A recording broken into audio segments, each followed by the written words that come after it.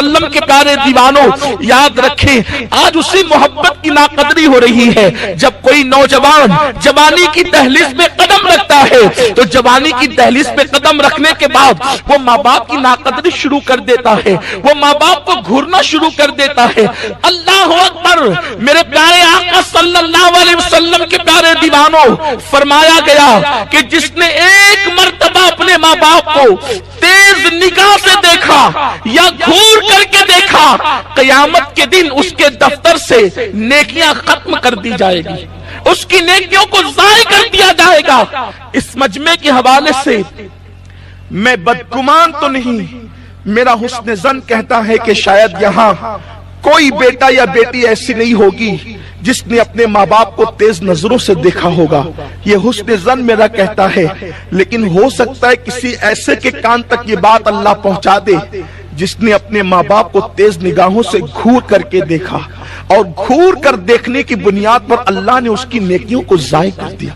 मेरे आका मुस्तफा करीम रऊफुर रहीम सल्लल्लाहु अलैहि वसल्लम फरमाते हैं, अगर बंदा इबादत करे और उसके माँ बाप उससे नाराज हो और वो अपने माँ बाप पे जुल्म करता हो, अल्लाह ऐसे बंदे की इबादत को कबूल नहीं करता, न उसकी दुआ कबूल होती है, न उसके सजदे कबूल होते हैं।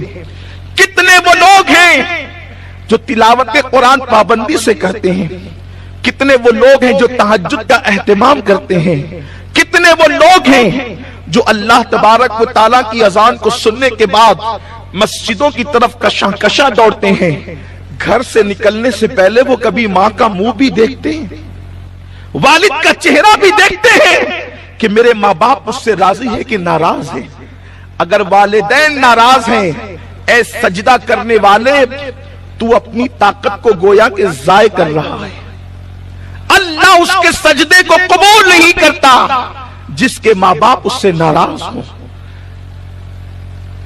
वालिदैन का अदब बताते हुए कई सहाबा के अकवाल को मैं एक साथ उनका इत्र आपके सामने उलमा की तशरीहात के साथ पेश करूं। फरमाया गया, अगर माँ बाप पीछे चले और बेटा माँ बाप के आगे आगे चले तो ऐसा बेटा माँ बाप का फरमा बरदार नहीं बल्कि नाफरमान है।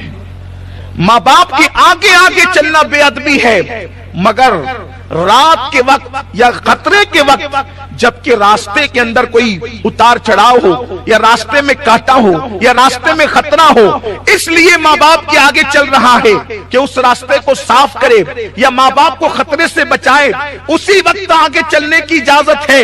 वरना माँ बाप के आगे चलने वाले के मुतालिक फरमाया गया, जो माँ बाप के आगे चलता है उसका नाम माँ बाप के नाफरमानों में लिख दिया जाता है।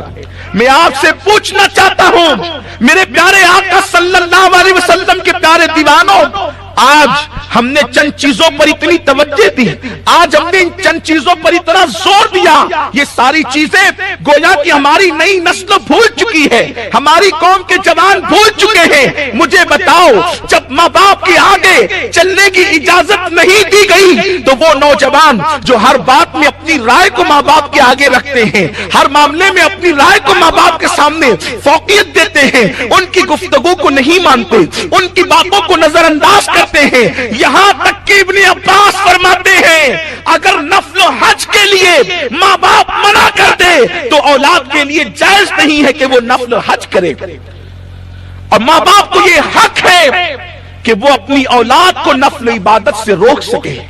हजरत सैयदना अब्दुल्ला इब्ने मुबारक रज़ी अल्लाह ताला अन्हु फरमाते हैं, रात के थोड़े से वक्त में अपने माँ बाप के पैरों को दबाना पूरी रात नफल पढ़ने से ज्यादा अजर का मुस्तहिक बना देता।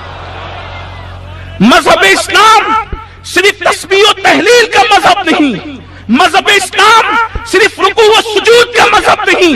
मैं तुमसे पूछना चाहता हूँ, मस्जिदों में सजदे करने वालों, अल्लाह के रसूल सल्लल्लाहु अलैहि वसल्लम ने एक मर्तबा अपने सहाबा से कहा था, ऐ मेरे सहाबा, अगर मेरी माँ आमिना इस वक्त हयात होती जाहिरी जिंदगी में और वो मुझे आवाज देकर पुकारती और मैं तुम्हें नमाज पढ़ा रहा होता तो क्या होता? ये कहते हुए मेरे आका की आंखों में आंसू आ गए। جن کے ماں باپ دنیا میں ہیں انہیں احساس نہیں کہ کتنی عظیم نعمتوں کے ساتھ ہم زندگی گزار رہے ہیں۔ کسی کہنے والے نے کہا ہے کہ نعمت ختم ہونے کے بعد اس کی قدر کا انسان کو احساس ہوتا ہے۔ یہ چہرے جن پہ تم جھریاں دیکھتے ہو یہ معمولی چہرے نہیں ہیں۔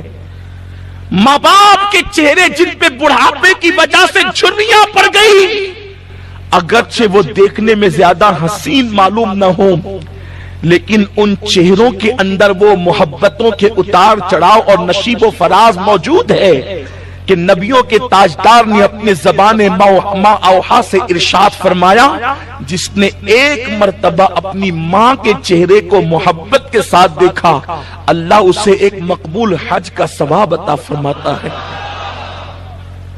ماں باپ کو گھر سے نکالنے والے، اپنی پسند کی شادی کے نام پر ماں باپ کا دل دکھانے والے، اپنے ماں باپ کو رلانے والے، ماں باپ کے اخراجات مانگنے پر ان کو ڈانٹنے والے، ذرا غور تو کرے قاسم نعمت مالک جنت مالک کل مصطفیٰ جان رحمت کہتے ہیں کہ کاش میری امی حضرت آمنہ اس وقت حیات ہوتی اور میں تمہیں عشاء کی نماز پڑھا رہا ہوتا اور میری ماں مجھے بلاتی اے محمد ادھر آؤ تو میں کیا کرتا؟ صحابہ نے عرض کی ماں آقا ہمارے ماں باپ آپ پہ قربان آپ کیا کرتے؟ سرکار فرماتے میں نماز کو چھوڑ دیتا اور لبیک کہتے ہوئے اپنی ماں کی بارگاہ میں پہنچ جاتا۔ اللہ کے حبیب صلی اللہ علیہ وآلہ وسلم اپنی امت کو ماں باپ کی اہمیت کا احساس دلا رہے ہیں۔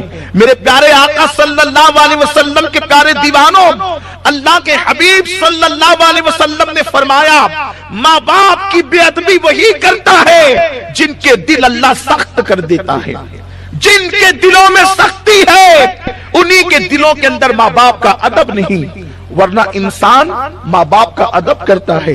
امام اہل سنت رضی اللہ تعالی عنہ والدین کے حقوق بیان کرتے ہوئے ارشاد فرماتے ہیں کہ ماں باپ سے ڈائریکٹ گفتگو کرنے کی اجازت نہیں، بلکہ ماں باپ سے گفتگو کے آداب یہ ہیں، اسلامی آداب یہ ہیں کہ جب ماں باپ سے گفتگو کرنا ہو تو پہلے ان سے اجازت طلب کرو، اگر وہ اجازت دیں تو ان سے اس طرح گفتگو کرو جیسے ایک غلام اپنے آقا سے گفتگو کرتا ہے۔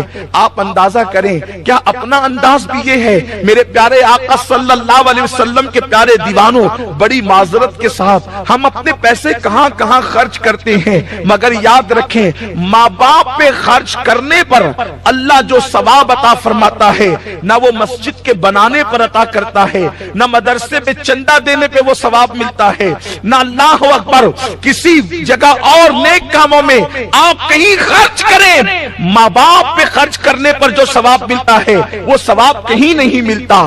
بڑی معذرت کے ساتھ ہم ماں باپ کو اہمیت ہی نہیں دیتے۔ لوگ مجمع کے اندر اگر مسجد اور مدرسے کا چندہ ہو رہا ہو اور وہاں پر 5,000 10,000 1 لاکھ لکھا دیتے ہیں، حالانکہ وہ گھر سے اس حالت میں آتے ہیں کہ ماں نے کہا کہ بیٹا مجھے دواخانہ جانا ہے، کچھ روپیے دے دو تاکہ ڈاکٹر کی فیس ادا کر دوں، تو وہ ماں کو یہ کہہ کے آتا ہے بڑھاپے میں تمہیں کتنے پیسے لگتے ہیں، کیا میں سب تمہیں پہ خرچ کر دوں؟ میرے پیارے آقا صلی اللہ علیہ وسلم کے پیارے دیوانوں، آپ کو بتاؤں کون اس وقت خوش نہیں رہنا چاہتا؟ خوش رہنے کے لیے آج لوگ ناولیں پڑھ رہے ہیں، خوش رہنے کے لیے لوگ الگ الگ انداز سے ٹپس دیکھتے ہیں کہ کون سا طریقہ خوش رہنے کا ہے۔ میرے پیارے آقا صلی اللہ علیہ وسلم کے پیارے دیوانوں، میرے آقا غیب داں نبی صلی اللہ علیہ وسلم فرماتے ہیں اگر ہمیشہ خوش رہنا چاہتے ہو اور لمبی عمر چاہتے ہو، اگر یہ دو چیزیں نعمت پانا چاہتے ہو، اللہ تمہاری عمر کو لمبی کرے اور تمہیں زندگی میں ہمیشہ خوش رکھے، تو تم اپنے ماں باپ پہ خرچ کیا کرو۔ جو ماں باپ پہ خرچ کرتا ہے اللہ اسے دنیا اور آخرت کے غموں سے نجات عطا کرتا ہے اور اس کی عمر کو اللہ طویل فرما دیتا ہے۔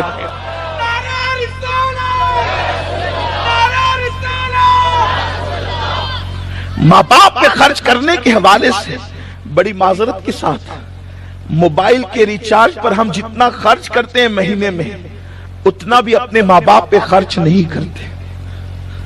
دوستوں پر جتنا خرچ کرتے ہیں، اللہ کے حبیب صلی اللہ علیہ وآلہ وسلم نے فرمایا قیامت کی نشانیوں میں سے ایک نشانی یہ ہے کہ انسان اپنے ماں باپ پہ خرچ کرنے میں بار محسوس کرے گا اور دوستوں پہ خرچ کرنے میں کشادگی محسوس کرے گا. دوستوں کے ساتھ پارٹی کے لیے گیا، ہزاروں روپے خرچ کر دیا، اور ماں باپ کو سینکڑوں دینے کے لیے اس کی طبیعت پر ایک بوجھ سا محسوس ہوتا ہے. یہ قیامت کی نشانیوں میں سے ایک نشانی ہے. بہت سارے اقوال ہیں، لیکن بہت گفتگو کو طویل کرنے کی بجائے بس 2 باتیں کر کے اپنی گفتگو کو سمیٹنا چاہتا ہوں. زندگی میں کبھی اپنے والدین کی بد دعا نہیں لینا، دعا لینا. انہیں کبھی نہیں رلانا، کیونکہ رلانے والا جس نے ماں باپ کو رلایا، دکھی کیا، وہ ہمیشہ کے لیے اللہ کی رحمت سے محروم کر دیا جاتا ہے. اس کے لیے محرومی لکھ دی جاتی ہے. کبھی ماں باپ کو نہ رلانا. لوگ ماں باپ کو بہت ستا رہے ہیں. کبھی شادی کرنے کے بعد کیفیت یہ ہوتی ہے کہ اگر بیوی نے کہہ دیا کہ میں تمہارے والدین کے ساتھ نہیں رہوں گی، تو وہ اپنے ماں باپ